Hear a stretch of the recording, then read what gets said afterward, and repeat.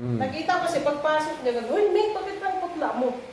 Kasi dinudugo ako, ang tagal na. Mag-opera ako sa Sabado. Ay, teka lang, huwag ka magpa-opera. Ngayon pa lang, bukas Friday, sabihin mo agad sa doktor mo, may emergency ka, di ka pwede magpa-opera. Sabi ko, ikaw may grabe ka. Hindi, sabihin mo na, basta magbukas, sabihin mo ka agad bago pag Sabado para maka-alis siya kung may lakad na siya. May emergency ka. Tinigbahan ko ngayon, 2 sachet agad. Total, sa ospital, mayroon yung bottle. Ay, sa Lamay may bottle water. Tinigbahan ko ka agad. May inumin mo na. Uy, ang sarap ah. Eh, tama ang gala ko, isang bronze. O yung ininom mo, pasensya ka na, pero wala na akong may papalit dyan. Pero yan tayo. Bukas ng umaga, maging 2 ka ulit, pagising mo. Tapos tanghali, ang gawin mong tubig yan. Tapos bukas ng gabi. Di ba, Biyernes yun. Hindi Sabado ng umaga, operation dapat. Hindi, wala na akong dugo. Sinabi ko sa'yo, writing pa lang ng gabi, sabihin mo may emergency ka, kasi Sabado ng operation mo, wala ka, may emergency ka, hindi ka ma-operahan. Hindi nag-operahan hanggang ngayon. Wow! Yung binigay ko sa kanya, Grabe. binikasan ako ba? Binikasan na kita. Bali, ilan ma'am lahat ng nainom niya? Ilang sachet lahat na inom Bali, niya? anim na lang pala dalawa. 8 na sa loob ng 2 araw. Ay, kasi hindi, isang araw lang. Ay, isang araw lang, 8. Biyernes ng gabi, 2. Biyernes ng gabi, Biyernes ng 2. umaga, 4. Biyernes ng tanghali, 6. Biyernes ng gabi, 8. Sabado dapat, iinom pa lang siya. Siyempre, di ba, kung may dugo kaya naman yung makikita niya. Wala na. Masalamat. Grabe. Gano'n ang operation? Walang operation. Saan daw siya operahan ma'am? Hindi ko tinanong. Baka sa Mayomay, mga ganun, ha? Gano'n nga, may bukas. Ayaw Kasi ba? natin gano'n nagbibigay. Mayomay, sa matres. Bayad agad. Hindi ko sinabi bayaran mo kasi naisip ko nga, baka mamaya magkaroon siyang problema, mag-isip pa siya na wala na nga siyang pera kung ano pang inaano ko sa Hindi niya muna binabayaran. Huwag mong bayaran. Pero nung dumating Gcash siya, na naman Gcash ka nakakapagyan agad. kung sakali. Galing. Galing testimony nun, no? Taga ano? Bagong silangan. Galing. Ay di, bagong silang Caloocan. Iba pala yung silangan si Quezon City yun. Mighty extracted barley. Ano sa Grabe. kasi nung nabebenta namin, may ano din ako pamangkin ako dyan sa Alpinsa sa Pingkian. Apo. Yung asawa niya kaka-opera ng colon cancer. Apo. Tapos may iba sa abdo parang ganyan, sa puso. Inano ko siya, sabi ko, subukan niyo mag-barley kasi asawa niya, kasi nakilang tindahan nila eh. Talang parang magdamag silang nagtatrabaho. Ikaw, subukan niyo itong barley. Sabi niya, totoo ba yan kamag-anak? Oo, totoo yan. Gusto kong alukan yung may sakit eh, para maniwala kayo. Pag hindi ka gumaling, pwede ko pa suuli sa pera mo. Ginaganon ko talaga sila eh. Talagang pinapakita kong effective to eh. Tapos sabi niya, sige nga. Tapos isang linggo, sabi niya, babalik doon sila magpa-laboratory. Eh naka 2 weeks lang uminom. Tinawag ako, sabi niya. Kasi araw-araw akong dumadaan doon eh, kasi punta ako sa klinik ng kapatid ko. Naglalakad lang ako. Sabi niya, halika dito. Alam mo ba? Yung laboratory namin, okay lahat. Pati yung acid, pati yung isa ano yung tawag doon, yung sugar nila. Lahat daw, gumaling isa na lang, parang konti na lang sa puso na lang. Ilang araw po nag-take ng barley natin? Parang hindi siya nakadalawang linggo pa nun eh. Pero ngayon tuloy-tuloy na, lagi nagpapagyan. Lagi natin sinasabi, 2. Tapos ilang sachet po siya everyday? Ang pinainom niya nga lang doon, 2 sa asawa niya kasi yung babae isa lang. 2 sachets per day lang? Yung asawa niya dati, may saklay yun eh. Nadaanan ni Mamo lang papayapa, doon sa malapit nila Coach Carol, hanggang doon sa Pinky, naglalakad ako. Wala nang saklay. Nag-iinit nga doon ulo noon, kaya rin inom siya ng barley sa umaga, hindi nakita. Hinahalongkat din mga gamit, hinahanap yung barley. Hinahanap ang mighty extracted barley, guys. Hindi basta barley. Napaka-effective talaga ng barley, kaya marami nagpapaano sa amin talaga. Hindi lang basta barley. Ay, yung kapatid ng dentist eh. Sabi niya, yung kapatid ng dentist nila Eric yan, tsaka sila. Apo.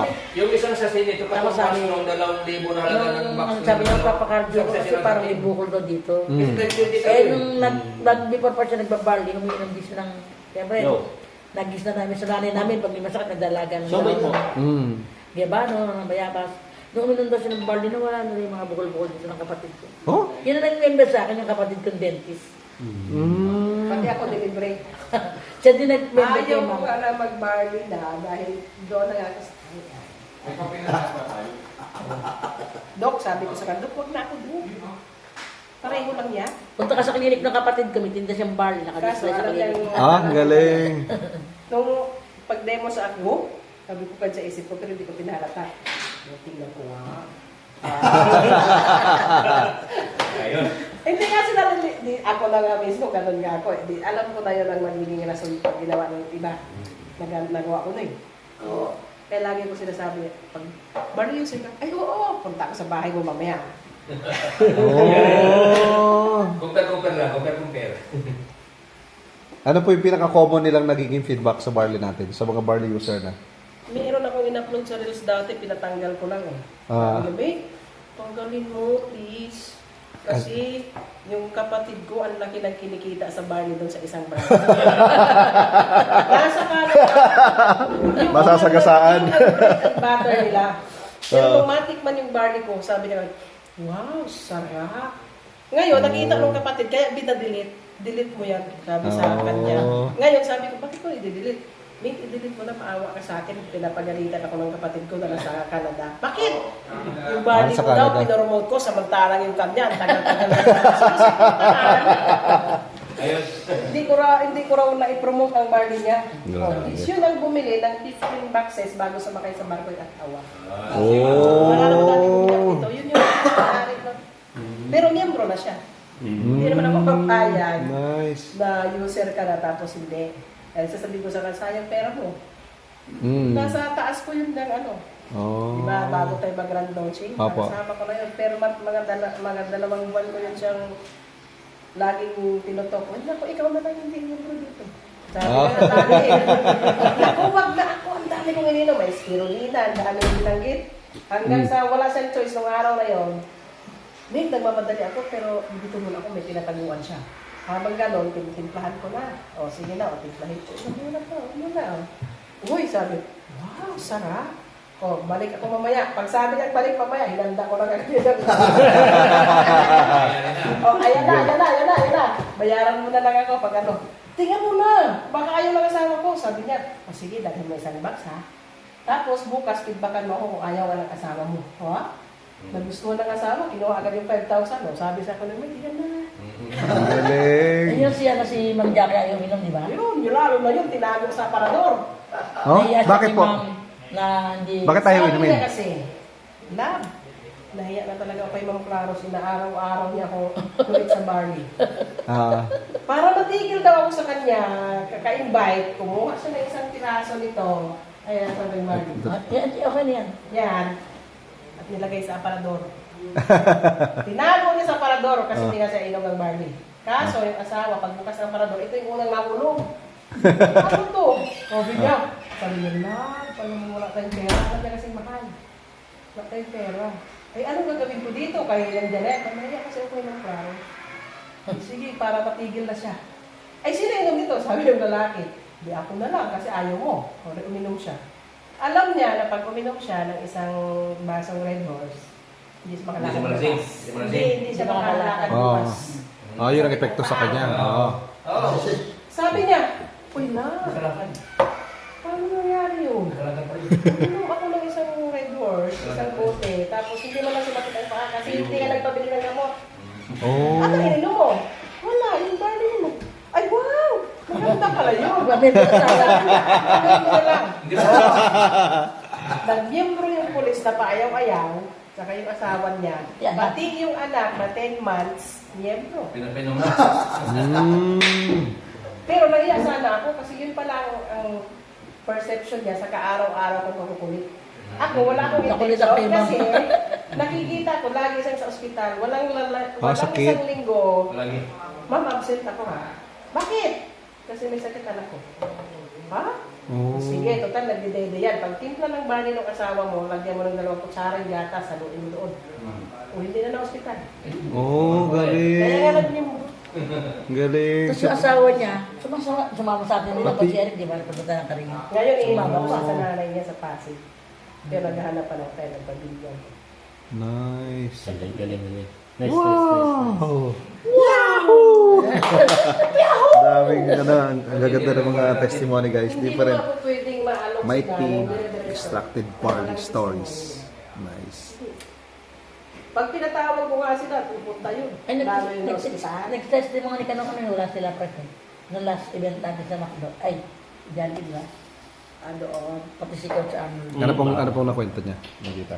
Ni Kaya ma'am. sila nila sa amin kung paano sila nag-unahan. Sila na unahin sa kita. Sabi niya, ang daming kinavertical ni Ma'am Marlos. Tignan niyo, sabi niya. Pagpupunta raw sa office siya, para lang kidlat. Kaya Kaya kasi ano, di ba, duty ka? Eh, ayaw ko kasi na mag-ano, wala akong brother. Ayun. Paano ka nga naman mag-aalok, wala kang ibibigay? Oo, tama. Isipin mo yung kape nung nawala. Parang adik yung kasama ko na hinahalong ko. Na-addict sa kape natin. guys. Hinahanap kami yung dala namin. Inilabas na yun, baka may nakatago dito sa lahat. Uy, wala ko Ay, bukas dala mo na siya. Sabi ko nga, bukas lahat kita. Hinarog ka talaga. Iba yung kape natin, ano? Ay, Sira mo isa eh. na karoon sa lamesa, kasi baka may kape, ilang ka pang wala. At saka may time din kasi si Ma'am pag yung kunyari may nakita siya may sakit. Eh, siyempre wala naman siya, bigla ang pera. May nag-chat sa Kung yan, akin tinipin mo muna yun. na Ay, pag gumaling sila, May masatanong epilepsy? sila, kukuha na sila. sagot niya, pwede ba sa PWD yan? Sabi ko, oo naman. Eh, saan ka ba? Mabuti sa Holy Spirit? O sige, puntahan kita. Binigay ko sa kanya, hindi ko pinabayaran. O sige, sali na po yan. Pag wala po kayong maramdaman, hindi mo na po ako bayaran. Nag-chat, ma'am, mabayad po ako. O, yun ang sabihin. Hindi namin yung bayad. Oo, ibig Galing. sabihin, may naramdaman ka sa kasawa. Pero si Ma'am Miguel, gusto raw nila pero wala pa silang Kailan kami pera. nung isang gabi dito. Nagpunta ko sa namin, ba sabi kay Ma'am Mary, punta kami sa Santa Maria. Yung teacher doon na nakikinig lang sa tabi, pabili ng kape, 600. Eh, hindi na, 300 lang sa'yo, 300. O, pag ito, gumanda, ang ano ko ha, bibili ako madami. O, sige. Pinagkape ko agad eh. Binuksan ko doon sa harapan nila, o kati. Nice. Madami ng testimony sila, ayaw lang. Kaya ano lang sila talaga. Kaya madali maubos. Kanina, meron yan kukuha dyan, 5. Buti sana kung kaunti sila. Inahatid ko po yun dahil gabi na. Wow. Hindi ko po pwedeng sabihin, ay, wala akong time, bawal. Kaya nga ako, absent ako kung minsan sa Zoom. Diba? Aha. Kasi, Sa gabi kami kasi naman Gabi lang ako. Mas Kasi ako, mabilis. mag-amon ako minsan sa clinic ng kapatid ko, ako nag-aasist sa kanya. Sa clinic Oh. niya. Pero ngayon naintindihan niya kami na 3 araw na hindi ako pumasok sa clinic niya. Kasi kami ko na lang siya pinupuntahan. Deliver kayo ng barley. hindi niya pwede. Ang galing, Pag galing. sinabi ng kliyente mo, bang kailangan ko, no? Isipin mo, dumating kami 3:30, alas 6, nag-chat, nabasa, maihi lang ako, nabasa ko, hindi kailangan ng Barney, ati-ati samahan mo ko. Kasi hindi ako pupunta. Wala kami ligo-ligo. Hindi ko nga alam kung nakatoothbrush pa kami nun. Kasi ang sasabihin niya, ipapasok It's okay. siya. Ano gagawin mo, ipapasok na siya. Ang galing. O, sige, bilisan mo. Different stories of mighty extracted barley, guys. Ayan. Tapos bigla sumalubong pa itong isa, diba? Yung kinita natin sa alam mo. Ayan, yun. Hindi pa ako natapos doon, bigla nag-chat, nag-message kasi siya, nag-congratulations. Sige, pinaka-imit message ko kagad. Kung gusto mo, dimuhan kitang Barney. Ay, sige. Oh, dito na ako sa lumo. Ay, talaga? Punta ako, kita tayo. Siya pa yung nag-antay sa aming press kahit late Tama na kami tayo. Nice. Iba talaga ang extracted. Naalala niya lahat yung mga kababayan niya. Oh my Saka daw, goodness. kontakin niya rin natin. Pero sinabihan ko siya, huwag kang mag-invite ng kaibigan na hindi nakapwesto yung kapatid mo, asawa mo, kapatid mo, sa kanan magulo. Yeah. Kasi sayang, isipin mo, Yeah. magtatrabaho ka para sa ibang tao. O di ba? O di ba? Limang kaibigan. O di kikita yung gandang lima yun kasi Alright. papasok yung Thank you, kapatid guys. mo, Just yung PM kapatid us mo, to get your isipin mighty yung extracted kuya. barley. O tapos